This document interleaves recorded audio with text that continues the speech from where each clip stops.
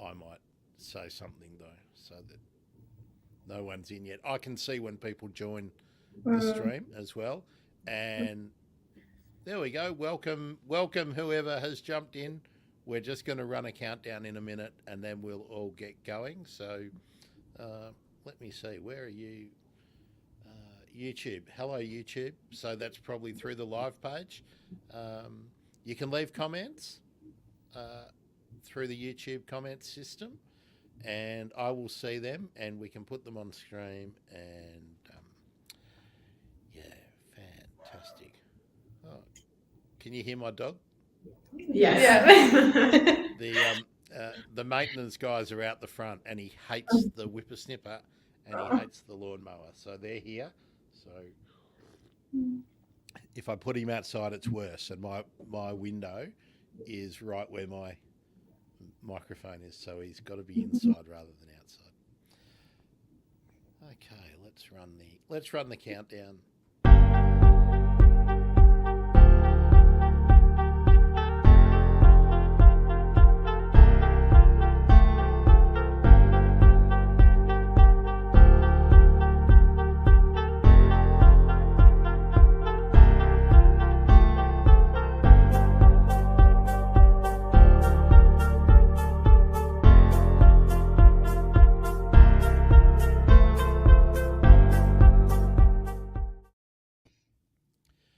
Hello, bird nerds. It should be Saturday. It should be Seabird Saturday. But it's not. It's Monday, happening on a Tuesday, and it's the biggest Tuesday in Australia for a long time because the State of the Environment report has been released. So maybe something is going to happen about the disastrous state of our natural environment. And to celebrate or commiserate and to explore more about seabirds, I'm joined by the Adrift Lab crew. Hello, Adrift Lab crew. How are you all? Hello. Hey, good. Great. Really happy to be here. Yeah. There we are. Now the Adrift Lab is led by fearless leader Dr. Jen Lavers, who is on the screen. Let me get this right. I think you're on the left of screen, but sitting on the right there. Jen, how are you? Hello. Yes, very good. Thanks. Great. Now, I've usually got everyone in a separate little box and I can see their expressions, but it's a bit more difficult this way. Jen, tell us about the Adrift Lab. It's part of the University of Tasmania, but tell us what it's all about and tell us about you. Sure. So I'm a senior lecturer in marine science. It's kind of a long title for essentially saying I'm a marine biologist. Specifically, I focus on the area of marine pollution, so plastics, but also chemicals. And we as a lab use a range of marine species to be our sentinels or bioindicators, essentially our eyes and our ears to tell us what's out there in the big blue that would probably cost way too much money and take way too much time if we had to charter vessels and do crazy things like that. So the wildlife that's out there in the ocean can tell us a lot about what we need to know. And the Adrift Lab kind of came about a little bit organically and naturally in response to these really pressing environmental issues of plastics and chemical pollution. But I think kind of saying that doesn't really give credit to the fact that creating a lab like this takes a lot of time and energy and probably around a decade in total. And we started off really small and I suppose humble with just one or two students. And the reason why I chose to create the lab is because I myself, as one or two people, myself and some colleagues, like brilliant folks like Steph Burrell in New Zealand, on our own, we can't really tackle all of these different pressing issues that the environment faces, particularly at the pace of change that everything is currently happening. And so we have the opportunity to bring on others to help us meet that demand. And along the way, we get to mentor and bring up the next generation of young, inspiring, bright-eyed, bushy-tailed scientists that make me feel inspired and energized on days when really I just feel totally exhausted. So here's some of our wonderful crew that we get to introduce you today.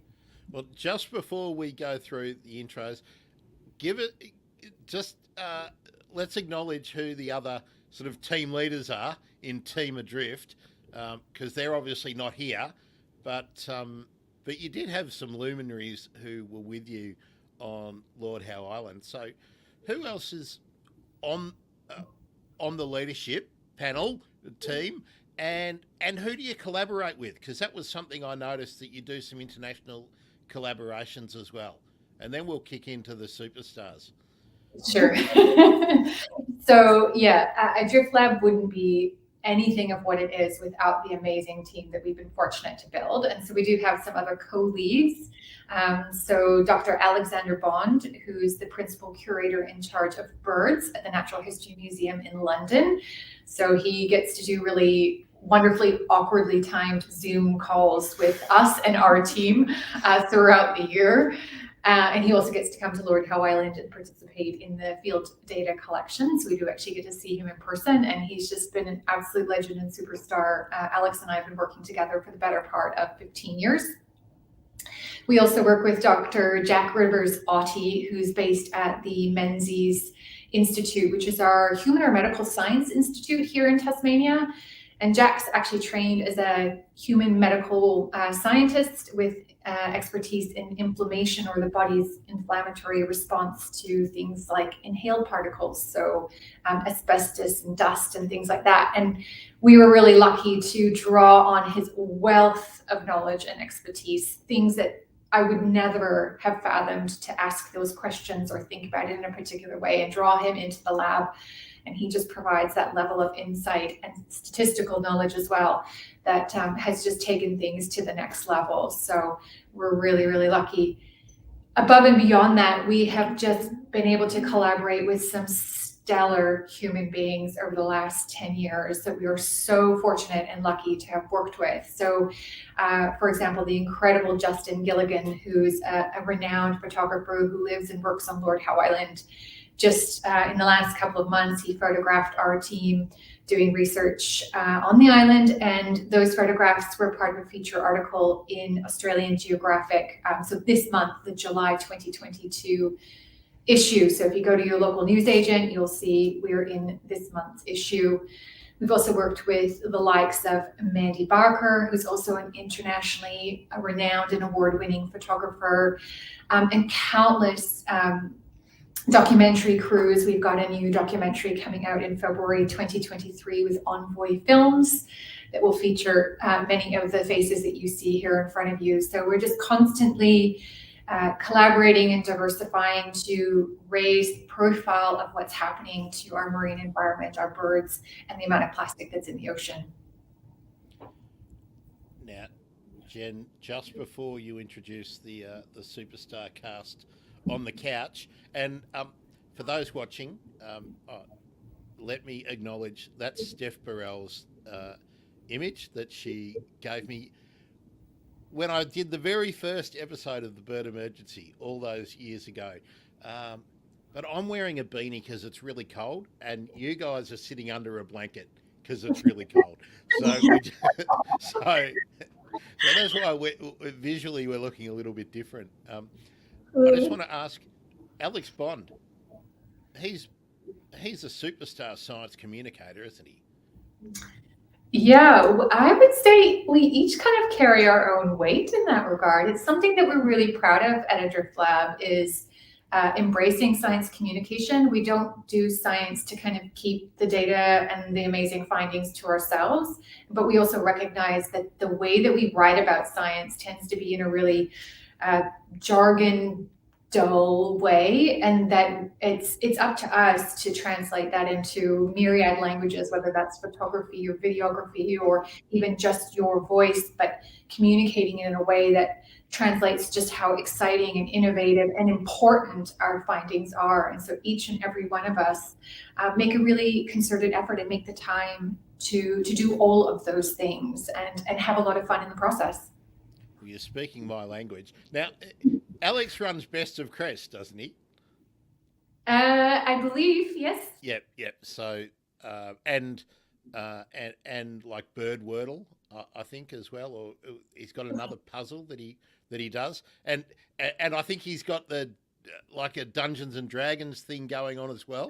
So he's amazing. But anyway, enough about Alex. Jennifer, who's next to you?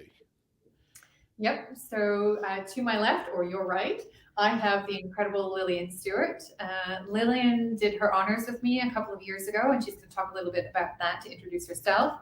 And then liked the experience enough to stick around for another 4 years and do her PhD. So Lillian's about 2 years into her PhD project.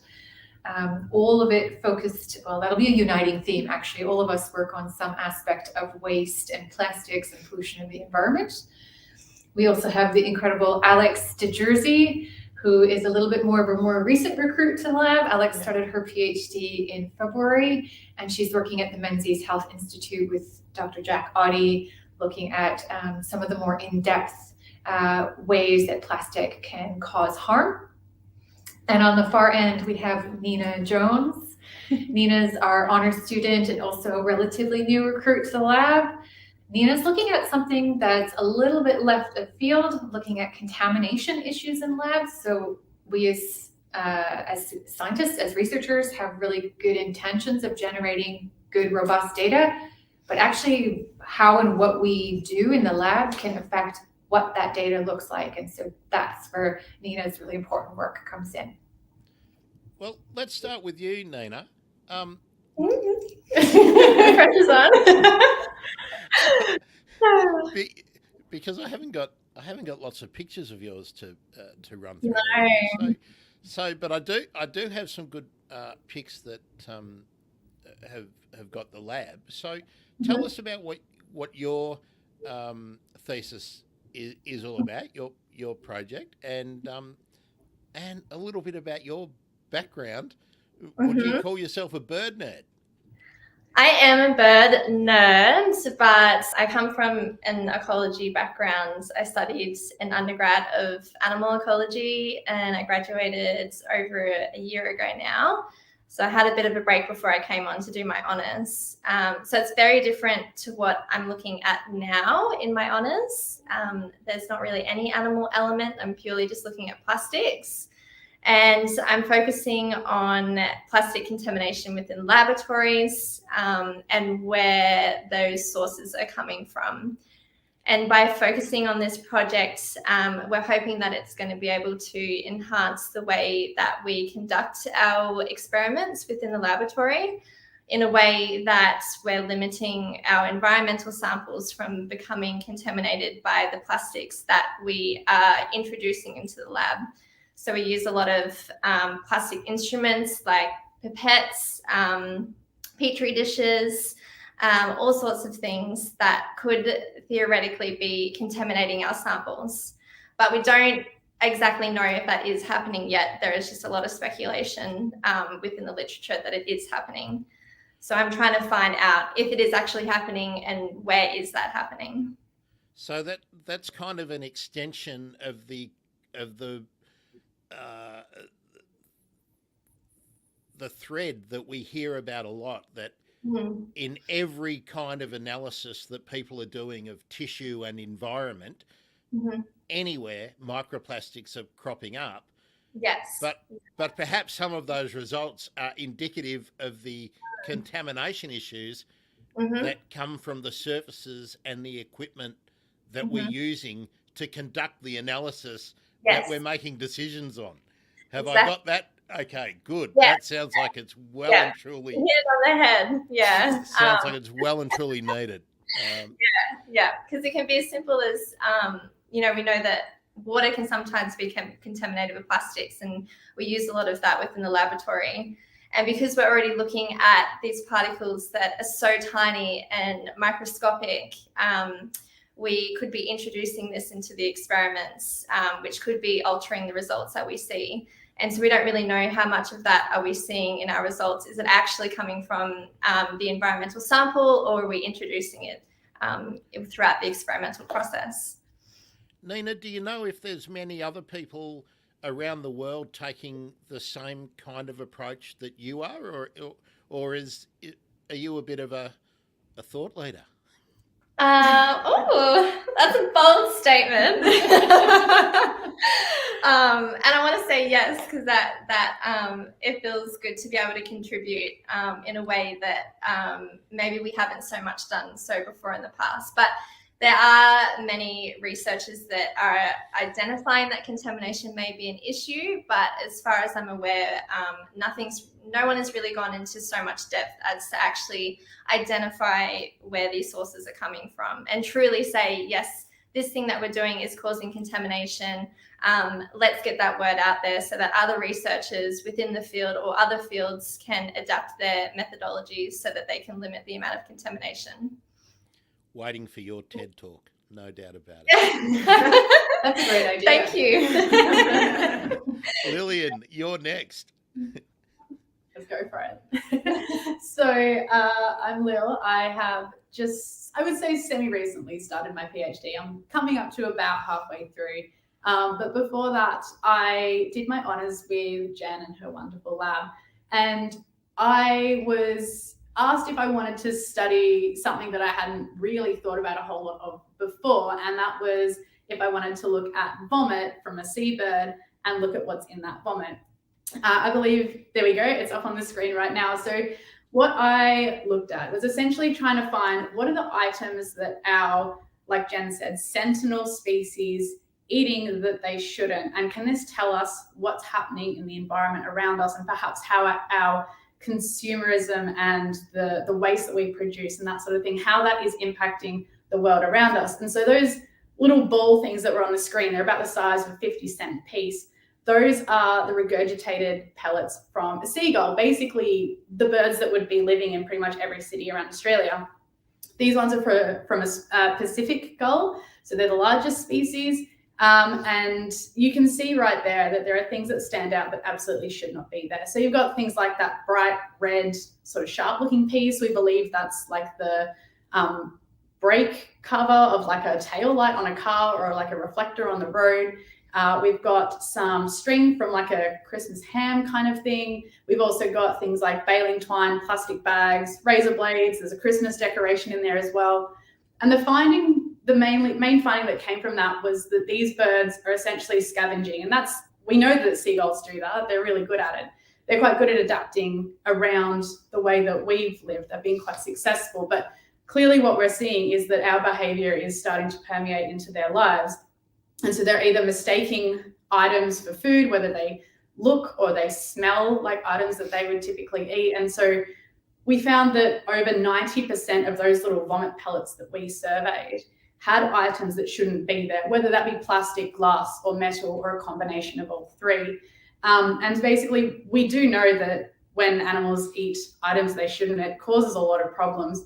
And whilst that project didn't have the time to go into the specific impacts, we do know that it's not great, and we can do a lot better with the way that we go about producing waste and consuming different items.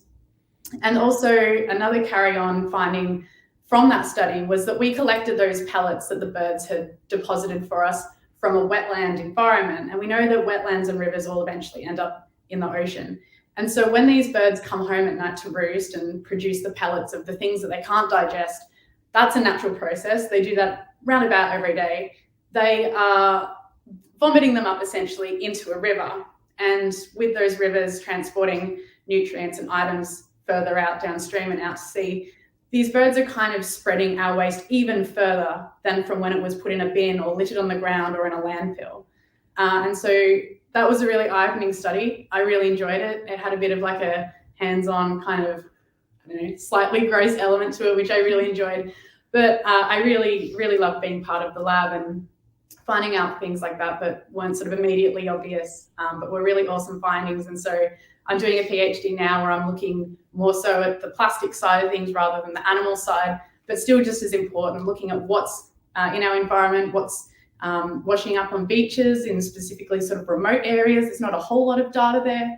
How much is washing up, and sort of if we are to collect like beach plastic, ocean plastic, is it actually a good idea to collect and do things with it? What could we do? What shouldn't we do? Basically, what's happening on a very large scale. Can I just extend that thought a little bit, Lil, and let's note that so many of these amazing pictures that we're able to run through today have been taken by Lil. So they tell the story of how much crap is out there. We've heard about the plastic, the Pacific plastic garbage patch and things like that, but it's ubiquitous now. It's everywhere. It's on every beach. It's in, as you said, every marsh, every wetland, every creek, every beach is covered in these tiny or small bits of plastic. So we've got a conundrum, have we, Lil, about whether we should be removing. I mean, it just seems like it's an obvious thing. We should be collecting it and removing it from the environment, and then recovering the resource, the energy and the value that is within all of that plastic. But is there another train of thought? Is there? So it's sort of a bit of a loaded question, and it's one of those ones that there isn't going to be one answer fits every situation. We know that just generally managing waste requires individual takes individual strategies depending on where you are, what you're dealing with, how much you're dealing with, that sort of thing. There's so many factors that contribute to how we manage those resources and materials. And waste is increasingly being seen as a resource. It's got economic value. So that's immediately attractive to, say, government, industry, and certain other groups. And so plastic waste, as it is increasing in our environment, it's sort of, some are starting to beg the question, if we are to collect it, like people do in beach cleanups, is there value to be gained from this? Could we do something? Is it better to collect it, do something with it, than to just put it somewhere else, like in a landfill? Oftentimes, and specifically in remote regions, when we clean up plastic from beaches, the only options are to either landfill it or perhaps incinerate it, just as a means to get rid of it, sort of thing. And so before we jump the gun and start to perhaps do things that might have consequences that we haven't considered, or might have consequences that are just making another problem somewhere else, we need to look at, for example, what are the types of plastics that are washing up around Australia?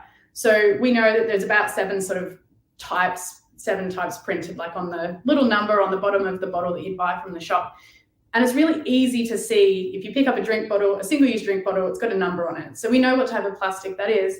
But if that's been floating out at sea for months, years, decades, we don't really know what that is anymore. It's often degraded, it's broken down into smaller pieces, might have things growing on it. And so just by looking at that, we don't know exactly what we're dealing with. We know it's plastic, but that is a whole umbrella term for like heaps of different types of materials. And so depending on that type is going to depend on the options available for dealing with that. And so part of the project that I'm working on at the moment is to survey the plastics washing up around Australia, particularly in remote regions where the plastics that are there on the beach are extremely likely to have originated from at sea, rather than sort of litter being dropped on a beach by a tourist perhaps. And so that's exactly what I'm working on now. And I really hope, I don't have any data just yet because I literally am in the lab this week, but we're really hoping to present at least a starting point to say, all right, what are we working with? What, say, percentage of, if you do a beach cleanup, what percentage of that is actually going to be possibly usable for something, or should we change our mindset completely depending on this material that we're working with? That's a really interesting point, isn't it? That I guess the general public doesn't think beyond plastic. I think we all know that there are different types of plastic, but UV degradation and temperature and exposure to all sorts of compounds change the nature of the plastic. So there may not be any economic way for for industrial processes to recover the energy value and the resource value of that waste. So that's going to be really important as we as we do remove this crap from the environment, which I think is going to increasingly happen. So be really interested to follow your work along there, Lil. I think that will be really valuable work.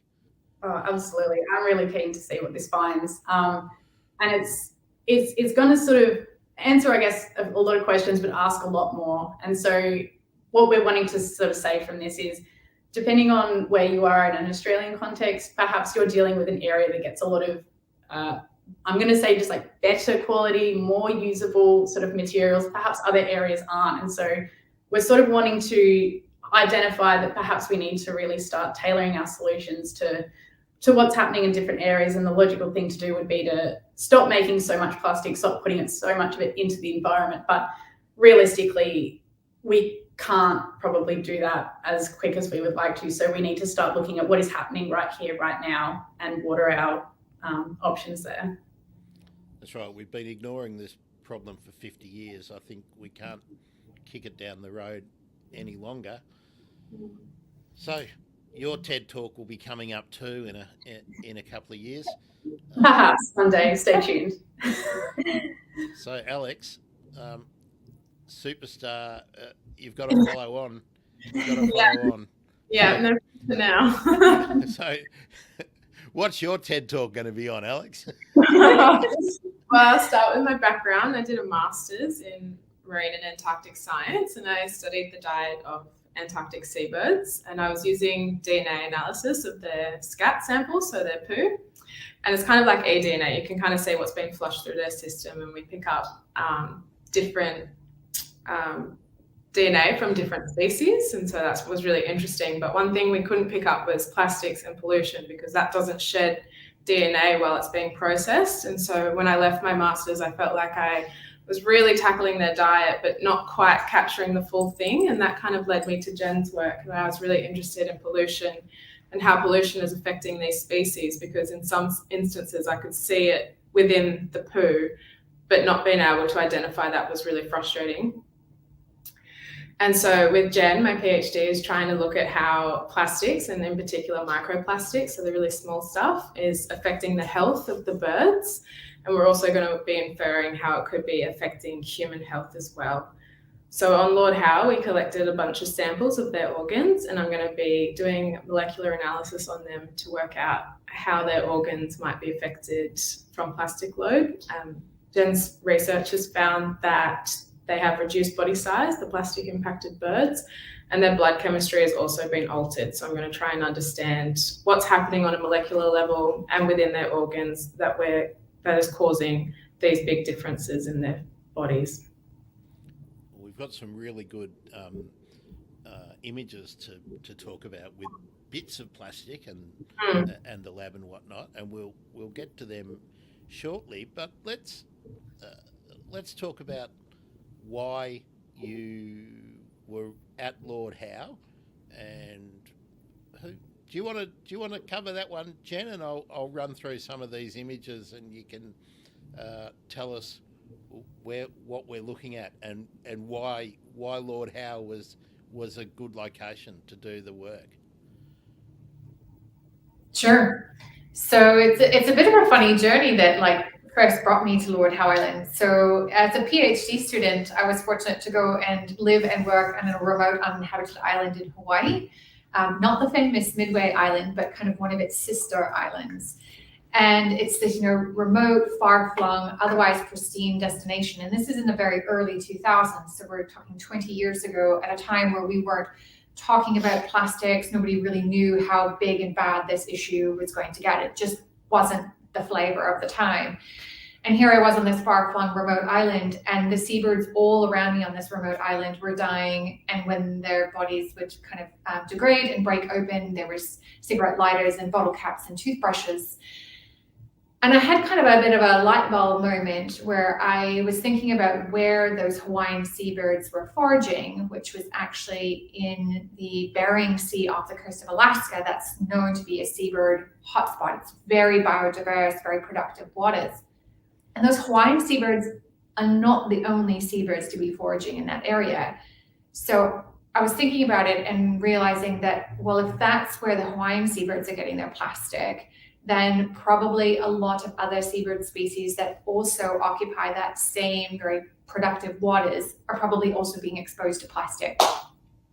So when I came to Australia about a year later, I had the opportunity to go to Lord Howe Island, and within a matter of hours of arriving on the island, I was walking through the colony, the shearwater colony, and things started to look really, really familiar.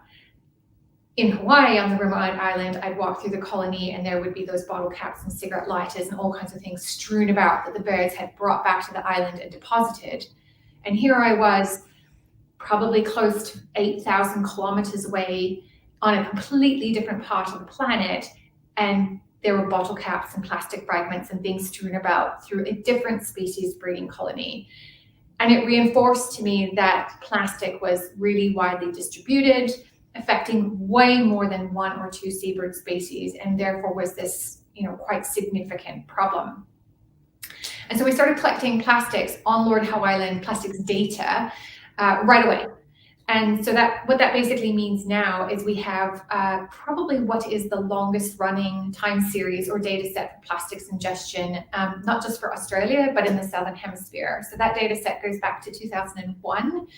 And with the exception of 1 year lost due to COVID, we have data for every single year looking at rates of ingestion across two seabird species, the type of plastic, the color of the plastic, the mass and the number of pieces, and all kinds of really interesting metrics.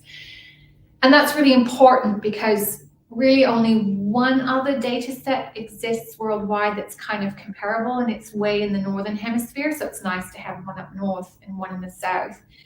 And it allows us, for example, if the Australian government introduced some broad sweeping policy that really significantly reduced the amount of plastic it inputs into our environment, or another country did, we would be able to use a long-term data set like this to determine whether or not we detect any positive changes in our surrounding environment by using those birds as an indicator to tell us how much is out there in the ocean, where it's coming from, and whether there's been any beneficial change. So that's kind of the Lord Howe question of like, why do we keep going back, and why there is this long-term data set now that we've invested in really can help us detect changes and patterns and trends over time in the way that other data sets really can't. With having such a long time of really useful and consistent data available to you, are you able to say whether things are improving, getting worse, or remaining about the same over that time period? That's the pivotal question, isn't it? I mean, that's why we're doing what we're doing. And it's a really complicated and interesting answer. And if you had asked me that question even 4 months ago, I probably would have given you quite a different answer, and I'll explain. So for about a 10-year period, the amount of plastic in the birds on Lord Howe Island was fairly consistently going up. And 2012 was one of the worst years we'd ever recorded. It kind of left us a bit speechless. And then some interesting things happened in the marine environment in 2013, 14, 15. As you would expect in a marine environment, it's a highly dynamic system. It can change from 1 year to the next. And so we saw the number of birds affected by plastic decline slightly in the next couple of years, and seemed to be staying at those lower levels. And so we started to kind of maybe be a little bit optimistic that things had improved. And then 2016, 2017 kicked into gear, and we started to see things go back up again. And we thought, it must have just been, that little bit of that dynamic marine system, something happened. And now we're kind of going back to what is normal for this species, which is, to consume very large quantities of plastic. And the reason why I said if you had asked me 4 months ago, I might have answered things a little bit differently is because in April, May, only a few months ago, we had our worst season on record. We had very large numbers of dead and dying birds, and within those birds were very, very significant quantities of plastic, the most we've ever recorded, no matter how you cut that data, by number of pieces of plastic, by massive pieces of plastic, and by proportion of the population. 2022 was our worst year. So what's the take-home message from that? Basically, that everything we're currently doing worldwide right now with plastic bag bans, straw bans, cutlery bans, all those kinds of things, those are absolutely the right thing to be doing. We need more of them, but that's exactly it. We need more of them. We need broader, more sweeping change to make a more significant reduction in the world's plastic pollution problem before I think we're going to detect that flow-on effect for our marine wildlife.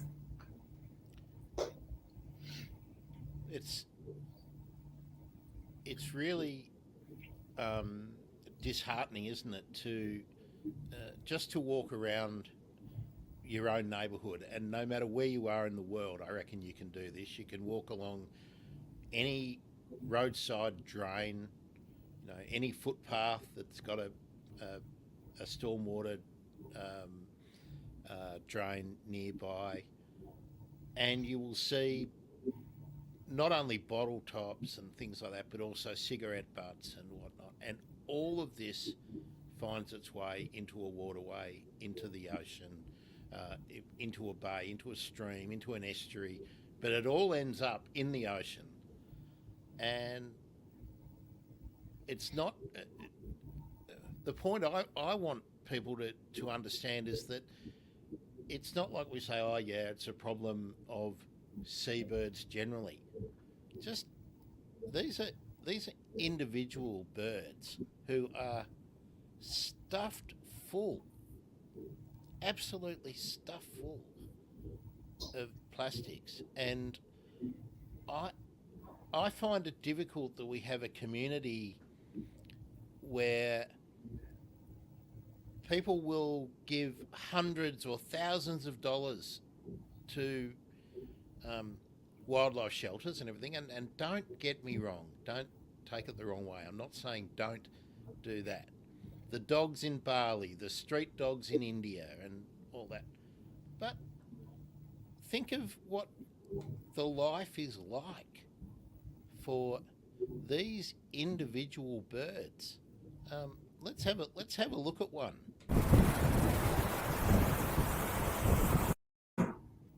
That's a bird that isn't dead, but can hardly walk. It's going to die an agonising death if it's not ripped apart by some predator, because it can't get away. And if it can't regurgitate those items, and it probably can't because of the way it's walking there on the beach. I don't know why people are sort of immune or inured to the individual suffering of these creatures. What do you think, Jen? I think Alex can maybe answer part of this, but I completely agree with you, and I think this is where our opportunity to connect with these animals in a really intimate way and our science communication skills can play a really large role, as we can do a couple of things. We can talk about the beauty and the suffering and tragedy in really intimate, heartfelt, detailed ways that help people feel that sense of connection, that don't just view this wonderful creature that's up on the screen in front of you as, this all dark, kind of medium-sized bird thing that never really comes close to shore. So it's kind of out of sight, out of mind. You might go the better part of your whole life without really interacting with one. You might see one way off on the horizon, but it won't ever be something that's close to your heart. But I can tell you that this individual was the first time we'd had that exact bird right there. The reason why I'm holding it and the reason why I've got my fingers probing into its stomach was because that was the first time we'd had a chick that was so fat it basically broke our Casola or our spring scale, and we couldn't get an accurate measurement of him. He was so chubby and fat. We all had to touch him. Even though we just wanted to let him go from an animal ethics perspective, we all just had to revel in the moment of the fantasticness that there was this gorgeous creature that was so morbidly obese. He was blissfully unaware, and that in that moment, those birds, the parents of that bird, had done what they were supposed to do, which is to stuff him full of fish and squid, so that when I found him, I went, holy smokes, and couldn't even get a weight. And the reason why that was so incredible is because I haven't seen one like that in years. And so it was so special. I had to rally my team and say, this is what it used to be like when I started coming here 17 years ago. And it's not like this anymore. And I need those opportunities to show those photos and to tell those stories and tell you that these birds live for 40 years. They mate for life. They are incredibly loyal to their breeding site, to their partner. They can dive more than 30 meters. They can travel, 20,000 kilometers in a year. There's all these superfluous words that you kind of run out of when you start talking about them. But if people don't know, and you're not given a platform to demonstrate that little gray dot on the horizon that you might go your whole life and never really get to see, it matters. It's spectacular. In a lifetime, that bird will practically fly to the moon and back. I mean, they're just remarkable.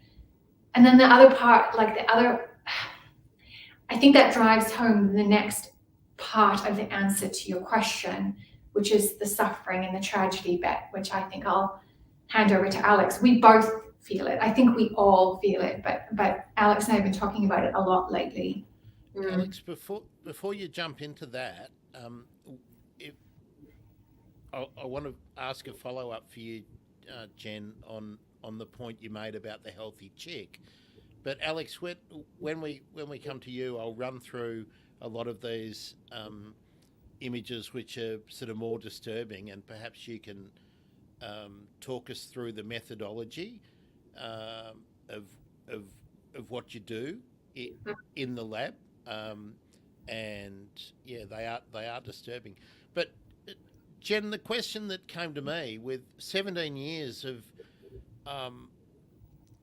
returning to the same colony, probably those parent pairs are recognising you over that time. So you've got a relationship with that group and possibly with those individuals. That makes me wonder if that's the first chick that you've found that doesn't appear to have ingested plastics and is really healthy. Is it possible that the parents, being birds that live to 40 years old, are recognising what not to pick up when they're feeding? Or do you reckon it was chance? So basically this year we had 94% of our birds containing plastic. And we actually had a project that was running this season that specifically required birds that had no plastic. And it was so difficult to find those birds. They were so infrequent that project didn't actually have any zero plastic birds. The closest we could get was birds with 1 or 2 or 3 pieces of plastic. And that's a whole other complicated, really interesting thing to talk about, is like how much plastic is too much, and is one piece something we should even be worried about. We can maybe loop back to that if we have time. But that's the point that we're at now, is that one of the sales points of Lord Howe Island used to be that we had exposed birds and we had unexposed birds. We had this beautiful natural experiment where we could pitch to funding agencies and to my boss and all these kinds of things, that this was this great opportunity to go and study impacted birds and not impacted birds. Well, now trying to find a not impacted bird is extremely difficult. And what we're finding is in years where, and this is just a hypothesis, we haven't tested it yet, but we do have the data to do it, so it's on our radar, it's in the priority queue. is it does at least appear to be that in years where we have like in La Nina, where we have hotter water off the east coast of Australia, this is where the birds are foraging. That hotter water obviously causes the redistribution of the shearwater's key prey. So squid and various things don't like those warming waters, so they either go deeper in the water column or they go somewhere else. Either way, that can make them quite unavailable to the birds. And there seems to be an early indication that in those years where we have hot waters, ocean warming events, we have birds with more and more plastic. Like this year, it was a La Nina, we had lots of hot water. And that suggests to us that actually when things get really desperate, when you can't find food, when it's in low abundance, you will eat anything to be able to find something to bring back to your chick, maybe to feel that sense of satiation, or just to go through the motions of having found something and returning with food. So as the world warms, that does pose the question as to whether or not this situation is actually going to get even worse.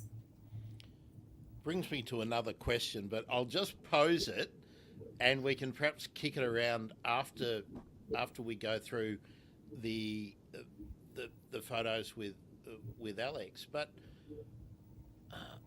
we supplementary feed all kinds of animals. Do you think we might be having to move to a situation where island nations and nations like Australia with large coastlines and lots of colonies of seabirds, I mean, I'm thinking Argentina, Chile, Peru, the whole northern hemisphere, we might need to actually be farming bait fish, for want of a better term, let's be generic about it, to actually maintain the health of the seabirds while we're looking at reducing plastics in the environment, because our warm waters are probably not going to chill down anytime in the near future. So I'll just leave that one out there, and maybe we can come back to that later on. Alex, I'm going to go through all these pictures in the lab and some of the plastic bits. So can you talk us through the methodology? Because I noticed that some of the birds are dead and some of the birds aren't dead. So let's go with that. Let's start with where's the one I had before where we were getting plastics out of a where are we? This one. Yeah, I think the easiest place to start would probably be in the morning, and I could just run you through a day in the life of what we did while we were on our trip. And so we get up at the crack of dawn before the tourists and the dog walkers get down to the beach, and we sort of scavenge the different beaches of Lord Howe Island to try and find chicks that have attempted to take flight in the night that weren't successful. And we call these beach washed birds. I think you might have a picture of one sitting on the beach in a little rock pool. Oh, I do. That might be a good example of what I'm talking about. But basically, these birds have attempted to leave the colony and take their first flight. But with their plastic load, they're really small, really fragile, and really weak. And they don't have the energy to take that flight and to begin their journey into becoming an adult. And this was something that I thought would be okay, but it actually hit me a lot harder. I've seen the photos, Jen showed me videos, I understood what my role was when being on Lord Howe, but seeing these chicks and holding them, they're really, really fragile. That is really difficult for me to express, like the feeling of holding this really fragile, tiny, tiny bird. It just wasn't right. Like, adults are so tough, they're diving, like the adults, when they return into the colony at night, they come crashing through the canopy. One fully knocked my head torch off my face, and I was so gobsmacked, and it just waddled off like nothing had happened. Like, the adults are so tough. And these chicks, they're just so fragile and so precious. And it's just so awful seeing how sick they are. And they just sit there. Like, this one had obviously taken a flight and landed straight into the ocean and just been washed back in because it's so drenched that it's obviously gone through the ocean. And it was just really tough to imagine that. And we did actually have a couple that you would see them being washed up in real time. So they had obviously been fighting the surf throughout the night, and we would often go in just waist deep or whatever and collect them and stop that suffering. And the relief that you felt from the bird when you took its weight, it's just sad. They shouldn't have to feel that relief. They should be strong enough to fight and fly and just look after themselves. But in the morning, we would go and collect these beach watch birds. Most of the time, they would just be grasping onto life, taking their last few breaths, or they would already have passed away from being beached. And then we would take them back to the lab and process them and go through their stomachs. So we take some measurements before that. So we'll take the weight and their size and all different sort of body morphometrics. And then we'll cut them open and start looking inside their stomachs and counting the macroplastics that we can see. Yeah, that's a perfect example. And so there is a video where Megan and I, another PhD student, are actually taking the plastics out. Then we'll wash those plastics, weigh them, and count them and sort them by colour and type if we can identify the type of plastic.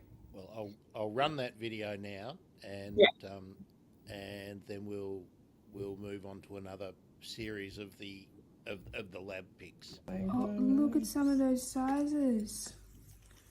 Do you want to grab some tweezers, Megan? Yeah. Do you want me to help take things Yeah, because I need to grab the other stuff quickly. God, look at all the water in him still from last night. What the actual fuck?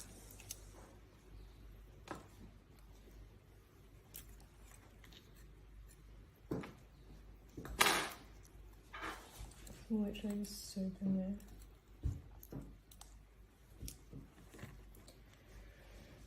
Oh, look at what was stuck in his throat.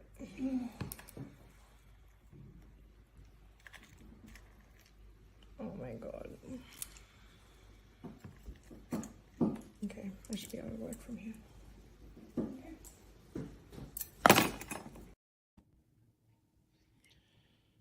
It's pretty horrifying, isn't it? Yeah, definitely. I have really strong memories about this bird.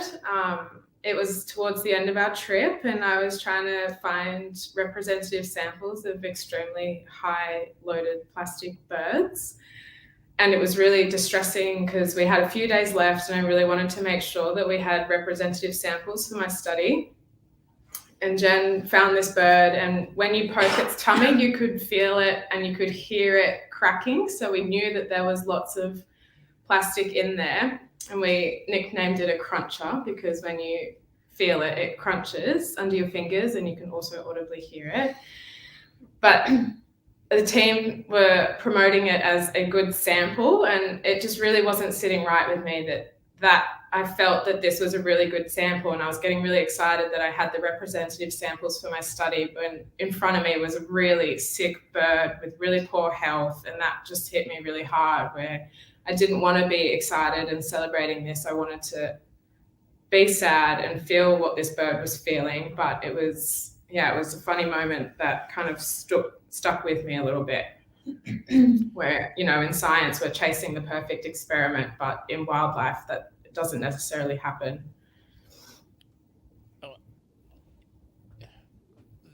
This is the bit that I hope people take away from our conversation. Mm. To think that there's think of your pet rabbit, your guinea pig, your kitten, and you pick it up to give it a cuddle, and it crackles because it's full of crap. Think of the distress. If you've ever seen a puppy that's eaten something it shouldn't have, and it's trying to crap it out and it can't. Mm. Think of how distressed your pets have been when they've been ill. And this is millions. This is the life of millions and millions of seabirds happening right now, all because you're too lazy to put something in the bin, or because we're too tight as a community to properly process our waste. Mhm. We really need to think about every choice we make when we buy something that's packaged in plastic. Because your takeaway food container, once it's out in the sun, fragments, breaks into shards, into little pieces, washes down the stream, washes into the bay, and we just saw that video, and I'll probably run it again, but they're not all lucky like this guy. Tell us about this. Sure. So overnight time, we will head back out into the colony and work with the chicks that haven't yet left or taken their first flight. And we will walk around the colony and feel their tummies, and those that we can feel plastic in, we'll bring back in lavage. We'll sit out in the colony and lavage, which is where we're flushing water through the bird and encouraging them to regurgitate the plastic contents within their stomach. One thing that I found really hard was that some were too weak to even lavage. And so that was really emotionally challenging when you're trying to help the bird and it still doesn't really have much of a chance. But those that we can help was really awesome. And then we could see them leave and do what they're meant to do, which was really nice. So it was nice knowing that we were sending them out with an empty stomach, so that first of all, there's room for normal food and not plastic, like they've got more space in their stomach to consume what they're meant to consume, and that just gives them a bit more of a chance at life out in the sea. But we'll work for about 3 hours and do as many chicks as we can find and do this process. But if they don't survive, this is what's next, isn't it? Yeah. So this is the sad thing, is there's almost too much to even bulge out of the bird. Like, what was really distressing when I opened this bird was that it was jam-packed up into its throat. And so there's just no room for anything else. And even if it was to attempt to regurgitate or get rid of that load, the plastic is so tightly packed in there that it doesn't stand a chance of regurgitating that. And so that bird was just stuck with that quantity of plastic.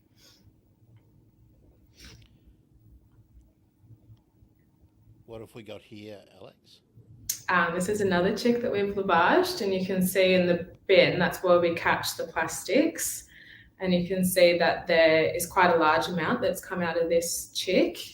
But what was significant about this piece was that it was quite abnormally shaped and quite large and very pointy. And it obviously would have been quite painful for that chick to A, ingest that, and then B, regurgitate it as well. But you can just see, compared to its face or its head size, that would have been quite a substantial piece of plastic for it to ingest. And I think the crazy thing about what we're seeing, and isn't often explained, is that the adults are going and foraging this plastic. They're swallowing it, they're bringing it back to their chick and regurgitating it. These chicks are then swallowing it, and then in this instance, we've regurgitated it. And so this plastic has gone in and out of wildlife 4 times, and that before we're getting it. And I just think that's really significant, that this piece of plastic has traveled in and out of various individuals and probably made quite a large impact to those individuals before we get our hands on it and we can dispose of it properly, or we keep the samples, but yeah, before it is removed. And I think that's really significant as well. These are examples of lavaging that we've collected, and we're now sorting it to understand the various different types of plastic that we find. And you can see that they're quite large samples. That one that I'm sorting in particular is quite substantial for a lavage load, but we'll sort it in terms of colour to see if there's colour preference within the bird, and also if we can identify any different types of plastic that we can note as well. But most often you'll see in that picture there's lots of like fragments which are really hard to identify the source from. And this was a really unique opportunity. So we were displaying them in this way, laying the plastics out really neatly and in that perfect rectangle on a white sheet of paper, because photographer Justin Gilligan was documenting this. I don't think any of these photos made it to the final cut of the Australian Geographic article that's out there this month, but it was still really fun and a little bit artistic. I think a welcome distraction for the team to sit and kind of make something beautiful, I suppose, out of a really tragic situation.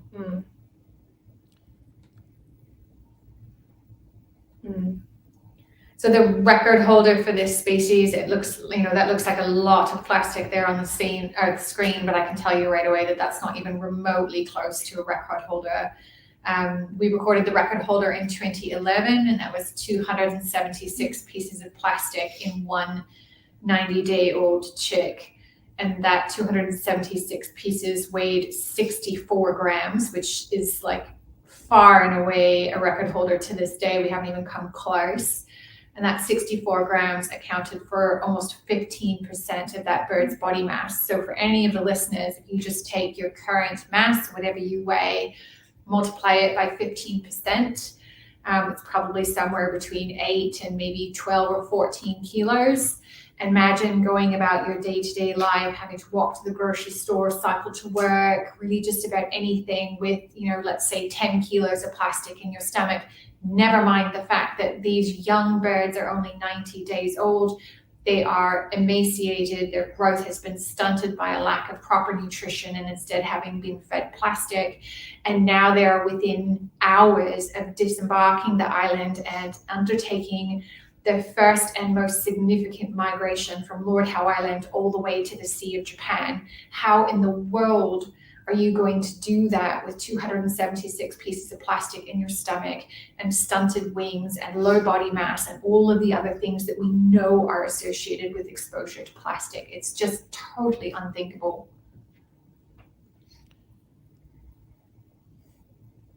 This is for you, Alex. Yeah. I have no idea what that is. Me neither. But when I found it, I could not stop giggling. I was like, I don't even know how these birds swallowed it, how the chicks swallowed it, nothing. Like, I have pretty big hands. That piece of plastic is huge. The shape is bizarre. I haven't seen anything like it. And I just couldn't really fathom how it ended up in a baby bird. Now, did that come out of as a result of lavaging a bird, or is that? No, that was that was during the lab. So I cut open the bird and retrieved it from its stomach. I mean, they're horrifying images, aren't they? And I just wonder how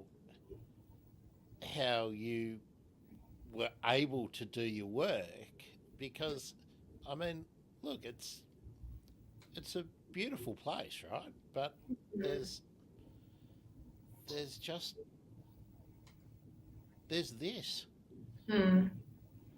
That was something I found hard. Like, people would see our photos of the beach and the sunrise, and we'd get back and people would ask us how our holiday was, or, you're so lucky to enjoy such beautiful sunrises. But I said to Jen about halfway through the trip that it's really challenging to enjoy the beauty of the island when we're seeing so much pain and so much suffering, and we're working extremely long days. Like, we're working from 5:30 in the morning to 9:30 at night trying to help these birds.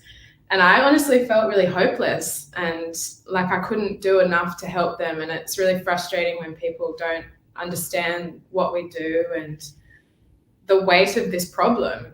People are still denying or think that plastic is a distraction, and I find that really frustrating. And we have been talking about it within the lab, and eco grief is a real problem, but we feel this pressure to show the worst of the worst. But the problem is so broad, and we're finding that even a small quantity of plastic affects the health of the bird.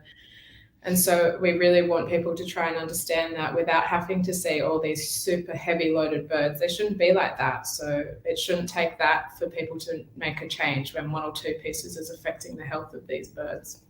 I think it's an important thing for us, for the world to think about and to talk about, because There's understandably a lot of pressure and expectation and hope and all of these wonderful words that we place on like the next generation of young and up and coming scientists. There, we place all of our hope and well wishes on them. We believe that they're going to come up with all the innovative technology and things that's going to like transform our world and make it a better place. And yet, here's Alex's story, but Lil and Nina have similar ones.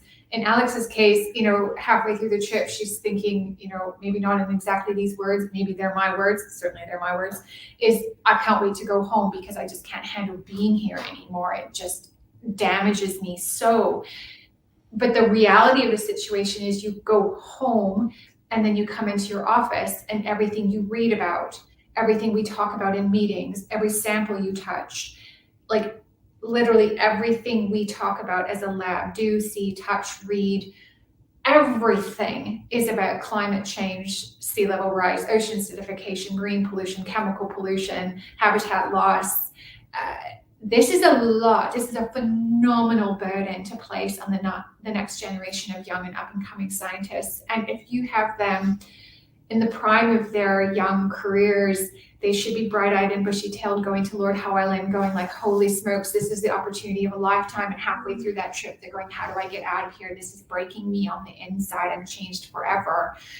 We need to rethink what we're doing. And we need to have this conversation because these scientists, we're not setting them up to transform our world into a better place. We're setting them up to be broken. That's a really important point, Jen. And something that in the last little while has been concerning me is that it seems like in the space that we're operating in, that we've got hashtag climate emergency sucking up all the air in the room. And we've got hashtag biodiversity emergency that is equally as important, but has different mitigating factors and different actions that need to happen. And at the same time, we've got hashtag plastic pollution, hashtag seabirds, hashtag wetlands, whatever you want to say. But they seem to me to be all equally important, and that we're not going to have a healthy, functioning biosphere and countless ecosystems and healthy habitats around the globe if we're only looking at one. So we can see the problem, but as a team, how do you see the best way for us to move forward and to be able to recover some sense of positivity and achievement rather than staring down this endless tunnel of despair? I think I can maybe like add 2 cents, but then I'd really like to hand over to the girls. Is we make a concerted effort in the lab to do things differently and what we say like better, which is we don't try and pretend like these things aren't happening. So exactly as you say, there's a lot of environmental crises that are happening right now, and they're all happening at the same time. So their impacts are cumulative. Many of these effects are synergistic, meaning like they're just together, they're making things more complex and more rapid. And so to be really siloed and to only think of one at a time is so naive and short-sighted and a really ineffective way of tackling the world's crises.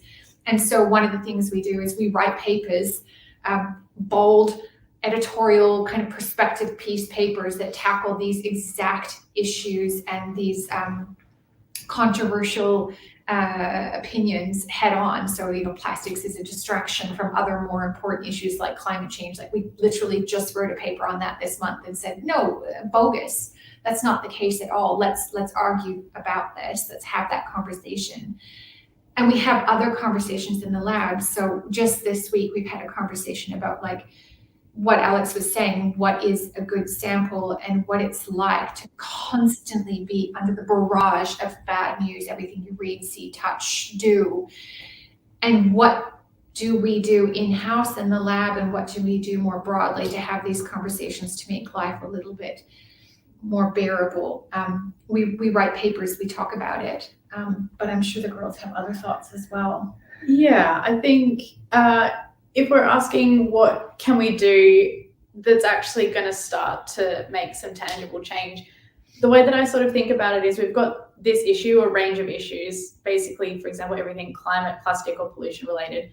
We've got government and industry and all the sort of big players up here that need to work towards that goal. And then we've got, say, the consumer and communities and individuals down here that are also working to that same goal. For me, at least from the space that I sit in, my social groups and where I live, it feels like, for the most part, people are relatively aware of issues. They're quite switched on and for the most part know what they need to do. But at least for me, and especially as a young person, and probably particularly from coming from a science space, it is extremely disappointing seeing the lack of action that is happening on a government level, from that higher up level.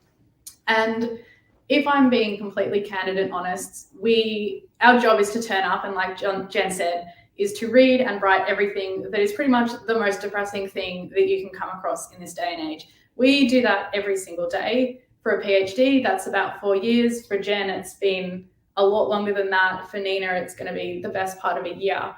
And to see people like those in positions of decision-making and power and government, for example, to either completely disregard or ignore what has been presented to them as this is the problem, this is what is happening, and these are the steps and recommendations to overcome that, and to ignore all of that, it's gut-wrenching, and I don't actually really know how to put that in any other way other than being just completely honest.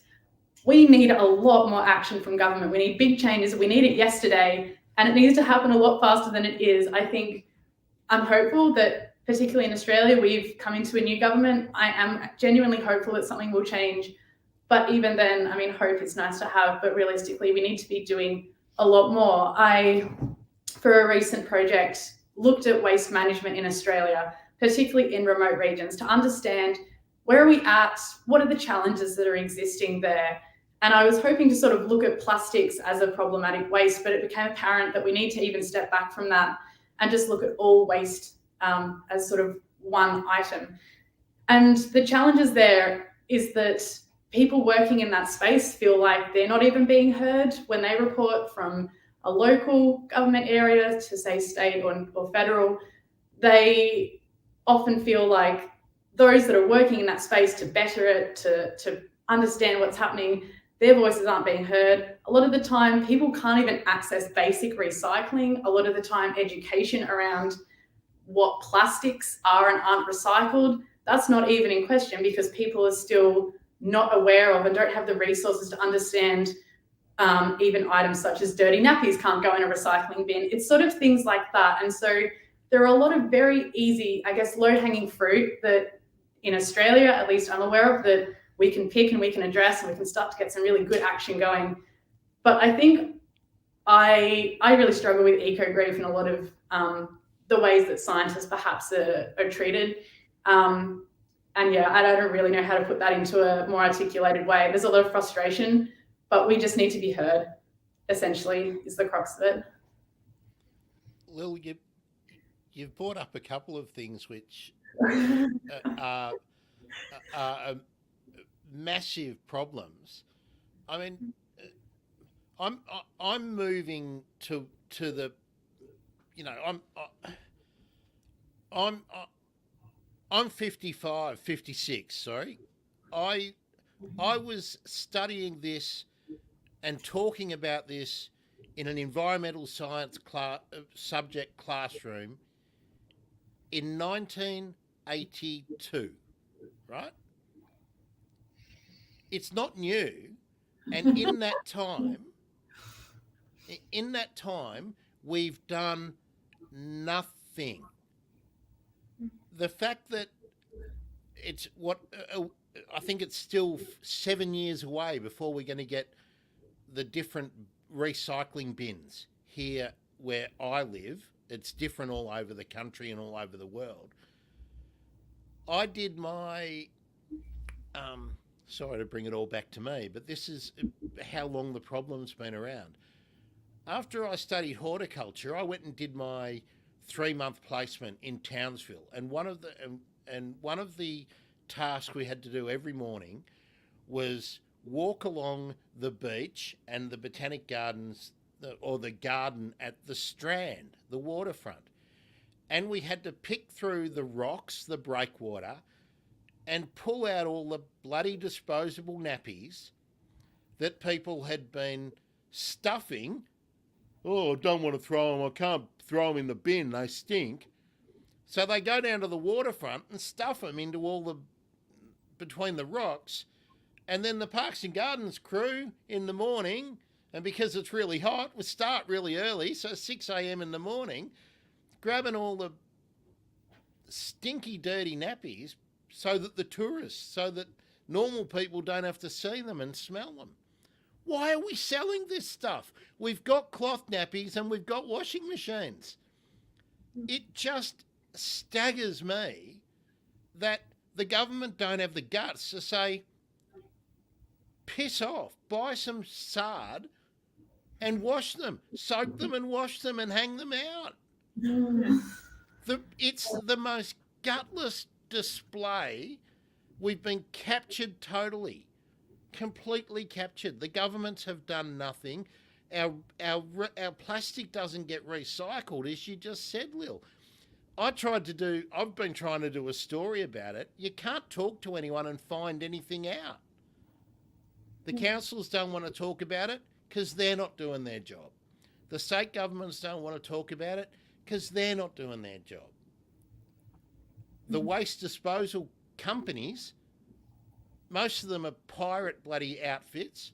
Most of the stuff is being put into bales or pallets and sitting in warehouses waiting to catch fire. It's a broken system, and we're captured by a couple of companies that keep producing and don't take any responsibility for what they do. I'm off my soapbox now, but this report that's being released today is a real turning point, and we'll find out what colour and how brave our leaders really are, because we've identified all the problems and we can't not act. And if we don't act, it's an absolute travesty. And those individuals are to blame now because they have the power to act. Alex, your turn. I'm shutting up now. How do you deal with the feelings, and what do you think we need to do next? Well, I'll start with what I think we need to do next, and I'll bring it back to science. Good. In the fact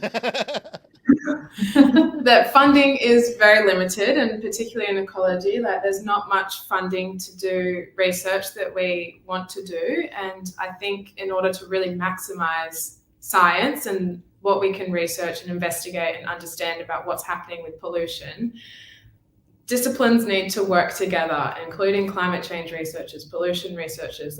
We don't have to be separate. We can work with physicists, we can work with medical science. We can all come together and maximize what we're collecting and the information that we're collecting from those samples. And I feel like it's really apparent in science that scientists like to hold their cards really close to their chest. They don't like to share their data. They wait until the paper is ready to publish, and that can take years and years and years and years. And I would really like to see more collaboration, more maximization of sample and the priorities that we are addressing. And I don't think that's currently really happening across the globe. And what keeps me hopeful? That's a tough question. I think my motivation every day is that the birds just deserve better. They deserve a happy life. They deserve to be healthy. And that is kind of my biggest motivation at the moment. And so everything I'm doing is for wildlife, and that's what I'm passionate about. I got into conservation because wildlife isn't having the life that it deserves, and we're ruining it on so many different levels. And my motivation is just to kind of right that wrong. Alex, I'm really impressed by all of you guys, which I'm really glad that I was able to talk to you. And guy, that's a generic term, guys. Mhm. Don't jump on me. I'm old, and the habits of a lifetime are very hard to break, even when you think about them. Is communication and collaboration going to be able to make a difference, Alex? And throw this open to everyone too before we get back to you, Nina. Or thanks very much for that, Alexa.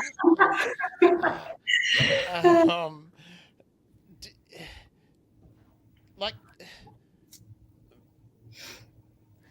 I've been doing this for a couple of years now, and I find all the scientists that I reach out to really happy to share and collaborate.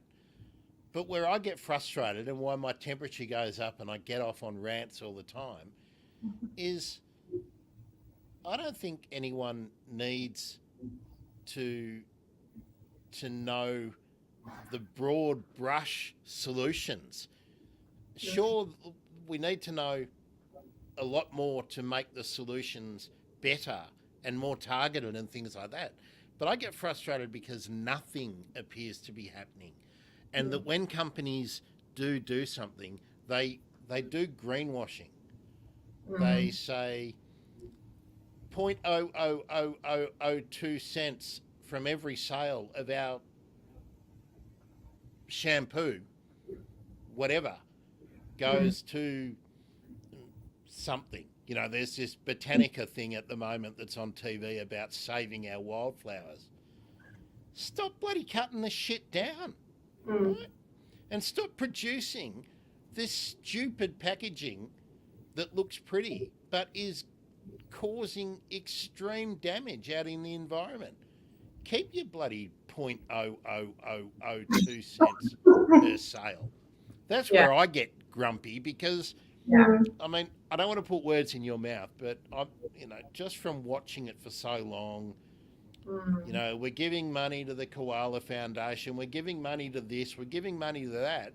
Well, koala's about to go bloody extinct.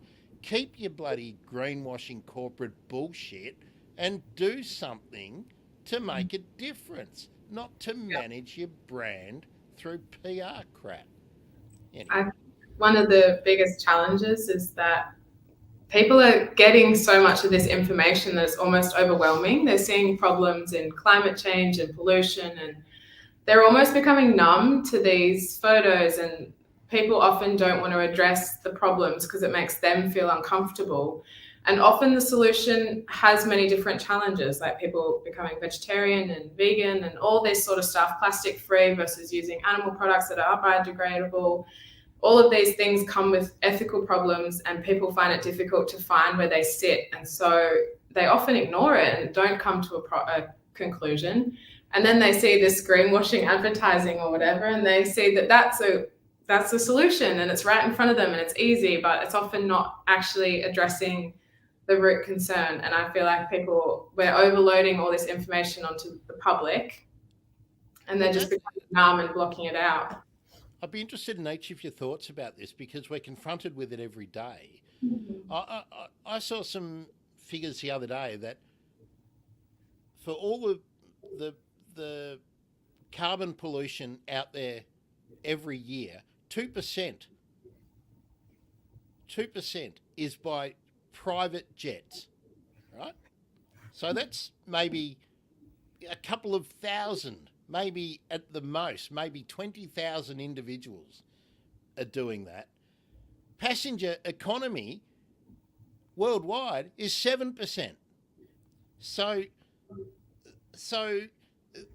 my concern is that I've gone pretty much animal free, and not for any reason other than it's just sort of been easier. But in my flat, my place, we've reduced our waste by about 75% when we look at our fortnightly collections and things like that. I don't buy anything in plastic if I can, and if I have to buy soft plastics, I take it to the supermarket to be recycled and all that. But guess what? I can't shift the needle. Coca-Cola Amatil can shift the needle. Mm-hmm. And we've all been hoodwinked. The greenwashing is so total. This is my view. I really want to know what you think about this. The five of us can take extreme measures, but we can't shift the needle. But 150 people in the boardrooms of Australia and probably 5,000 people in the boardrooms worldwide can make a difference. They could make a 10-year plan to end this shit. That's what I say. What do you think about where we find ourselves with the originating? My response goes back to the individual person, in that I guess plastics has taught us to live a very convenient lifestyle, and it's been around for so long now that we are having to untrain those habits and live a little bit less conveniently. But it's hard to do with the way that the system is set up, in that you have to work so much and you study and you have family and you have all these commitments in your life, that making your own milk or washing that cloth diaper just seems impossible, because we don't have the time to do that. So I think on an individual perspective is that a zero waste lifestyle needs to be made more appealing, but also more achievable. And we don't really see that anywhere unless you're already into that kind of thing. But the everyday person probably wouldn't know how to cut out plastics by making it themselves. Like making your own wraps can literally be so easy to do, but we don't naturally think to do that because we've learned to just go to the supermarket and buy wraps there. But I think that can make the most difference is by living a little bit less convenient. And I don't know, embrace making things yourselves and doing things, that way. If you've got time to watch Temptation Island or Neighbours or Home and Away or anything else, right? This is where I'm a grumpy old man. If you've got time to watch the latest series of whatever, you got time to wash your nappies.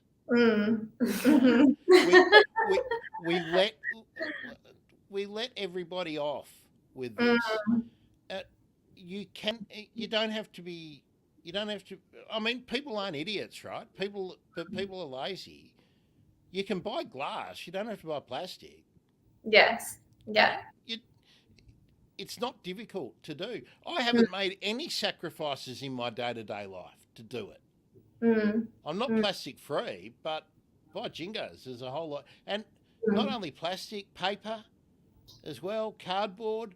If you just reduce, supermarkets have made a big difference by getting rid of the single-use plastic bags for that type of issue. But those things definitely need to be more readily available. Like in my own lifestyle, I try to live with, not creating so much waste, but that involves me going to 4 different shops to do that, because it's not all within the one facility. I have to go to the Whole Foods shop to get all of those items without plastic wrapping. And then I have to go to the fruit and veg market to not get my vegetables wrapped in plastic. So from a bigger perspective, it would be great if all of these things could be put together in an easy place to make embracing a zero waste lifestyle a little bit more achievable, and make it a bit more convenient in that way as well.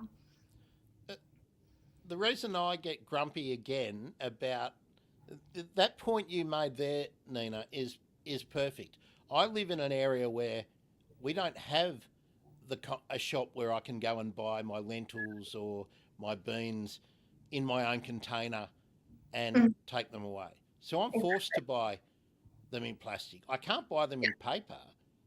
And that's my point about the boardrooms and everything. Right? People, they can make the decision to make those options available and get them ranged into supermarkets. Yes. And the fact that they don't means that they're to blame, not you and me. Not you and me.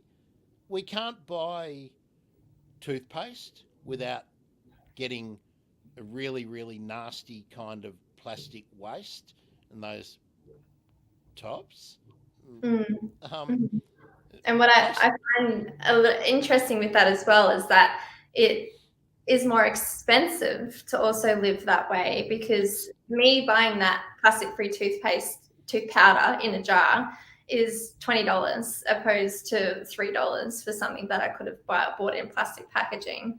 So it's like when you try to scale it back to more of a simple lifestyle, that's when you start adding on the more of a price. And I think that reflects in the way that maybe it's not so popular, but also because it is more of a trend to, at the moment, to, you know, go plastic free in some terms, that all of these smaller or I guess other businesses put a higher market price on those items. So you're effectively having to spend more money to live a little bit more simple, which is quite unfair. The other thing is we're all quite privileged because we live in Australia, so we have access to a whole lot of products, but a whole lot of the world doesn't have choice the same way that we do in what consumer products are offered to us. And that's again why I point up again to the regulators and to the boardrooms about the kinds of products that they make available to, you know, there's 200 countries in the world, right? And probably only 30 of them, maybe 50 of them have got the kind of choices that we experience when we walk along our main streets. So that needs to be out there in the air as well, because we often only approach the problem and or the challenge and the solutions from where we're rooted, from where our own feet are planted. And again, that's why I point at the boardrooms and the distributors and all the business owners who need to make those kind of ranging decisions. If this is the thing, if we want to make a difference. I want to move off the gloom and doom a little bit, because I get tempted to. Some of the other research that you were doing, because we're talking about seabirds. Does that come up? I'm not seeing it. Here we are. Yeah, it comes up. Okay. Collecting data is really, really, really important. So let's talk about this part of the research and end on a happy note. Yeah, so this is the project I very briefly mentioned earlier. We were attempting to deploy these kind of whiz-bang GPS tracking devices on the shearwaters on Lord Howe Island. So I guess what's special about these particular devices is they are extremely small, kind of you can see roughly around the size of your thumbnail. They weigh only about 5 grams, which is incredibly lightweight. On the top surface there is a solar panel, and the inside of the tag is mostly battery. And the long antenna that's disappearing off the side of the screen is an Argos satellite antenna. So these tags, unlike a lot of wildlife tags where you have to deploy the tag on the animal, so you have to catch that animal once, and then you actually have to catch that animal again a second time to retrieve the data, because most tags are what we call archival, meaning they archive or they store the data. These tags are quite different. The solar panel and that long Argos antenna mean that the battery life of these tags is somewhere in the range of 6 to 12 months. And the Argos antenna allows the data to be transmitted in real time, meaning every single day, to the Argos satellites circling our atmosphere, and then back down to my phone. So I just had my phone with me on Lord Howe Island, and each day I was able to log into an app and see exactly where the birds had gone, which was quite cool. Does that mean, Jen, that you will be able to make those fantastic graphical animations of where the birds go, like we see with the godwits and whatnot that attract. Eventually, will that be the kind of information you'll be able to present to the public? Yeah, that's right. So we were deploying these on the juvenile birds, the chicks. So the birds were carrying these tags at only 90 days old.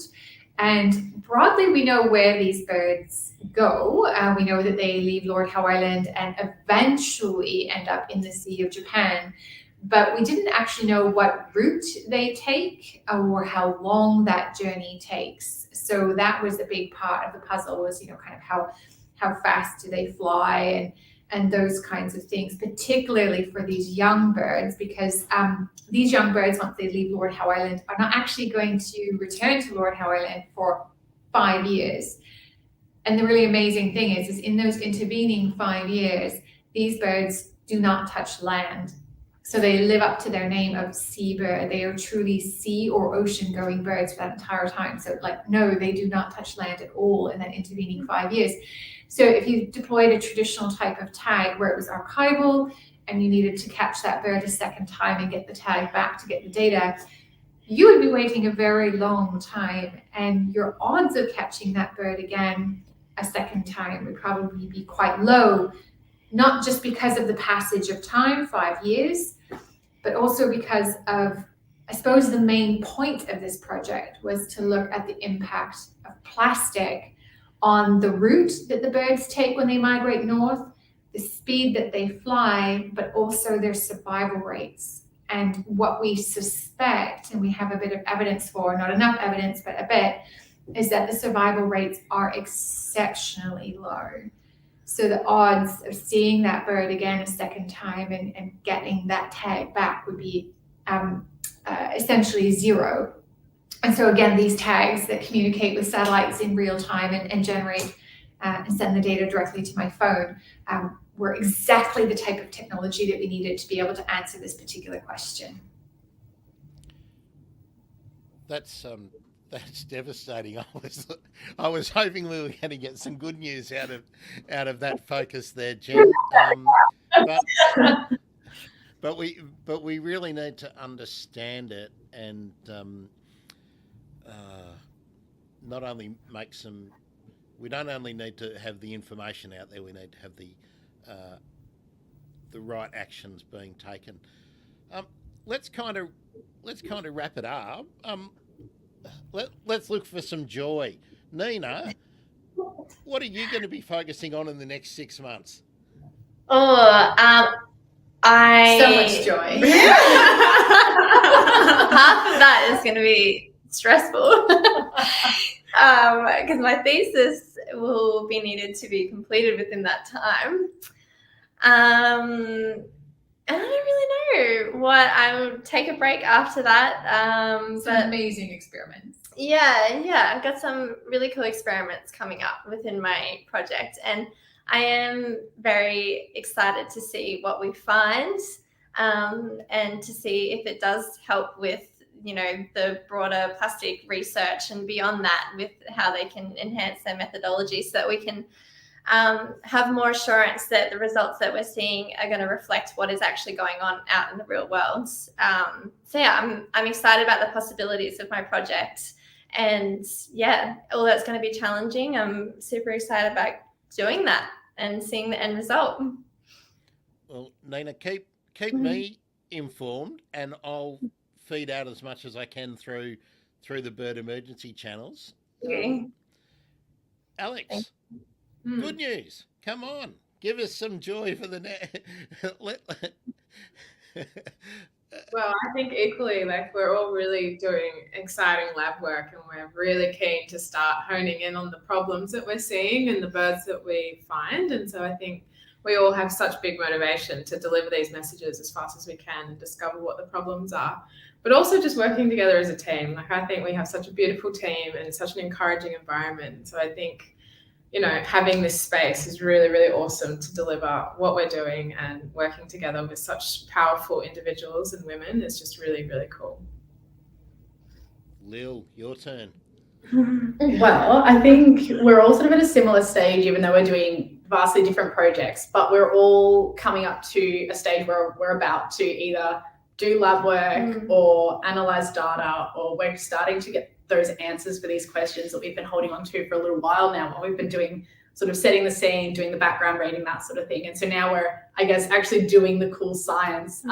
I'm really excited for Nina because it's very likely that her research will inform at least mine and likely everyone else's, because we all have an element of lab work. And so it will be really cool to be reflecting on, I guess, her research that looks at what is best practice, how can we do science even better, particularly in the plastics space. So I'm really keen to be in the lab, and maybe it's a little bit cheesy, but I genuinely am just so happy to be part of a lab that is so supportive, it is so accepting, it is so inspiring, and I think we've covered it pretty well. What we do can be pretty rough at times and very multifaceted, and those feelings can be quite multi-layered and a bit hard to dissect at times. But I genuinely just want to say I feel like I found a place where I belong, where I can do the things that I dreamed about doing as a child around people that are all like-minded and just so beautiful and fantastic in so many ways. So I hope that that's a nice way to polish that one off.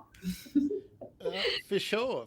Now, for the people watching, if you want to make a comment or ask a question, this is going to be your opportunity while we sort of wind up.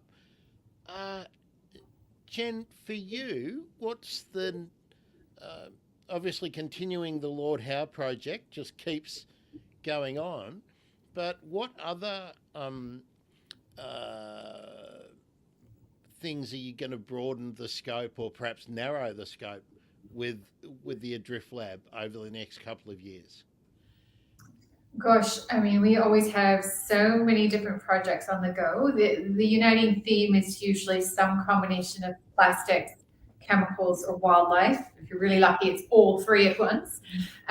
So it will continue in that vein. I think one of the things that I'm really, really excited about is increasing levels of engagement with Indigenous communities around Australia and internationally as well, including with Steph Burrell. So starting to do a much better job of raising the profile, giving more platform to, and integrating Western and traditional knowledge in the way that we always should have been, but probably haven't been especially good at.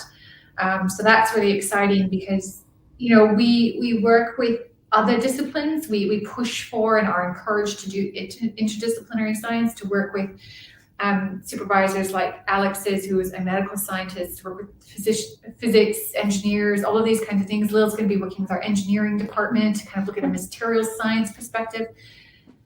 But until recently, there hasn't really been a strong voice and a push to integrate Australia's original scientists. And that sits really heavy, I think, with each and every one of us here. And we can't make up for lost time, but what we can do is open that conversation fully and embrace it wholeheartedly and run with it. And that gives me, as soon as I talk about it, I feel an incredible amount of hope. Yeah, that's a really, really good point, Jen. It can be difficult to do that outreach. I mean, certainly I know I'm always looking to include Indigenous scientists doing Indigenous work, but it's very difficult to find the people to talk to promote it and to push it out into the wider community. But I think we all have to understand or bear in mind, probably a better way to frame it, that we have to bear in mind that a whole lot of ways to solve the problems that we've created are probably already known. We're just not, we're not aware of it, and we're certainly not pushing it out wider. Now, everybody here has their own Twitter handle. They'll all be in the show notes and links and whatnot if they're happy to share them. Jen, what's the best socials for people to follow the goings on with the lab? So we're on all of them except TikTok. We embrace that one, yeah. We haven't done the cringy TikTok dances yet. I'm quite fine not doing them. I think our videos are a little too sad for that. But yes, we're on Instagram, Facebook, and Twitter under Adrift Lab or Adrift Lab Science, depending on which one is which. We all have our own Instagram and Facebook handles and things like that, and you can find us through that. Yeah. We also have an Adrift Lab webpage, which is adriftlab.org, and we try to be pretty active on that with lots of news articles and things that kind of summarize who's been doing what and where, and celebrating conference awards and grant funding and all of those kinds of wonderful things. Now, to make it easy for everyone so that you don't have to go looking all over the place to find them, when I publish this, the page and the episode, thebirdemergency.com/adrift. That'll be pretty easy, and I'll put everything in the one spot so that you can then go back out and easily find all of the Adrift Lab stuff. I just wanted to make a comment, and I hope it's not taken the wrong way, but in the last little while, the big push in the hashtag SciComm and pushing with the International Women's Day and whatnot, women in STEM, has just been fantastic. And there's 4 examples sitting in front of me, but we've talked about Steph Burrell, but Claire Greenwell as well. I've interviewed, and Kat Young, and I mean the amount of amazing work being done by women in this conservation ecology space is phenomenal. And to me, the natural leaders, when I look for comment and I look for people to be involved and embrace the kind of outreach, which is really what I do, it's always women jumping in first. So, boys, get with it. You're going to be left way, way behind, and there won't be any boys doing TED Talks, I reckon. So congratulations. Thanks so much for being part of the Bird Emergency. I really appreciate the time you've taken.